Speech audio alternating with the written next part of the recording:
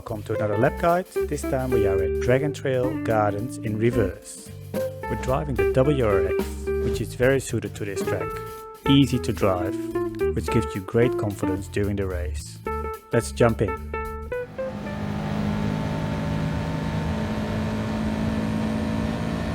First braking point is at the start of the curb. Brake hard and trail brake into the corner. Make sure to hit the apex. Let the car go all the way to the left side of the track.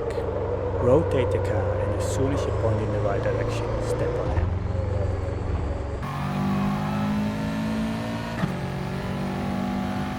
The triple left-hander is a corner that many people will struggle with. The key is a good exit.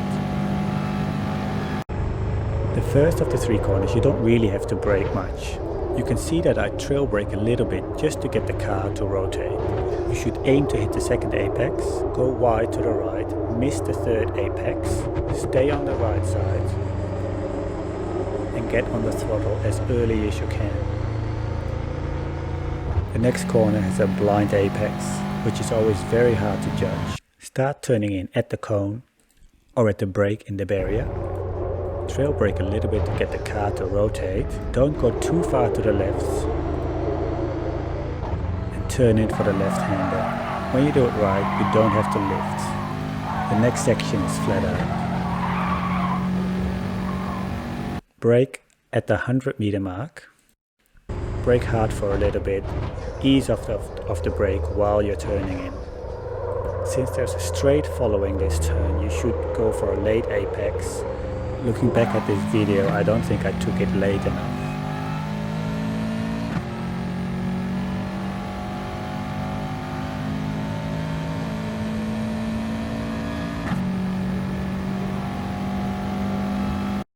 Next braking point is after the red curb starts. Brake hard for a little bit and slowly trail brake.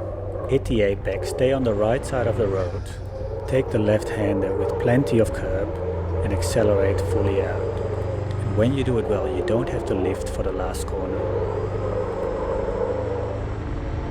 The last corner of the track is a very fast one. Use a little bit of the curb on the left to go for a very late entry and a late apex. Make sure you hit the curb on the left as it pulls you around.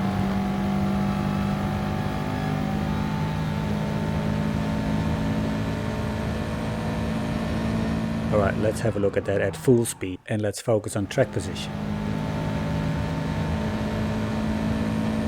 Here we just want to hit both of the apexes.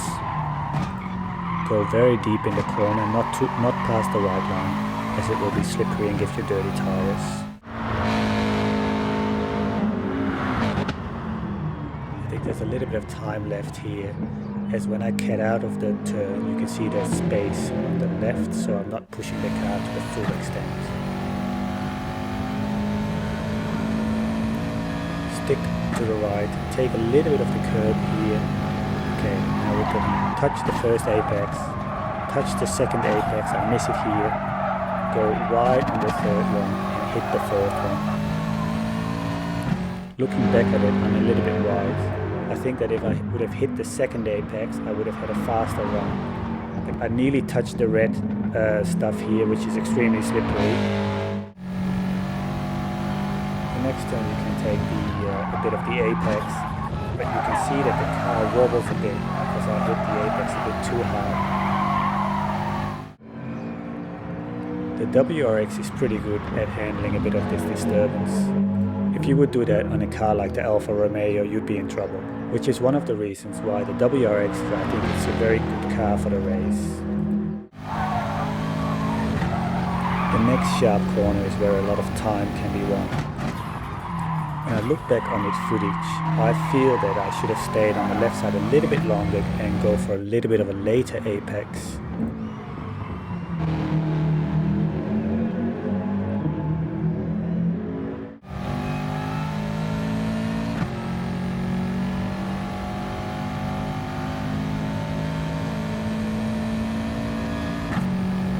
Next, the S's. This is where you can get nervous. Some people straddle the first apex where you place your right wheels on the right side of the first sausage curb.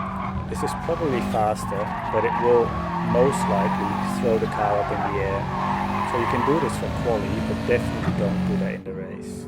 Looking back, I didn't really go over the second apex as much as I should go, I think. You can really abuse the curbs in the second apex. So again, I left a little bit of time on the table, I think.